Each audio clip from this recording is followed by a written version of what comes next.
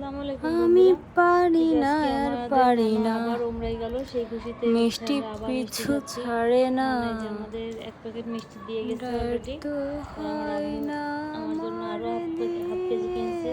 এই মিষ্টিটা আমার অনেক পছন্দের, পারি না আর শুভেচ্ছার থেকে পারি কেনা। না, শুভেচ্ছার মিষ্টিগুলো অনেক সুন্দর হয়, মানে অনেক আমি কম পারি মিষ্টি না এবং আর ওদের পারি না, কোয়ালিটিটা অনেক ভালো। আমি যার কেন জন্য আমি মরি একবারেই না, এই মিষ্টি 4-5 পিস খেয়ে ডায়েট ফেলছি। তো আর এই হয় মিষ্টি না খাইছি আমার 2-3 পিস। দিয়ে, আমি কিসমিস দিয়ে তো এই পারি না কিসমিসটা আমার আর ভালো লাগে না, পারি না, কিসমিস বাদেই খেয়েছি। আমার এই যে মিষ্টি নিয়ে ঘরের টানাটানি চলছে। জননী আমার আব্বু মিষ্টি খেতে খেতে আমার আম্মু ডিম টোস্ট করতে চলে গেছে।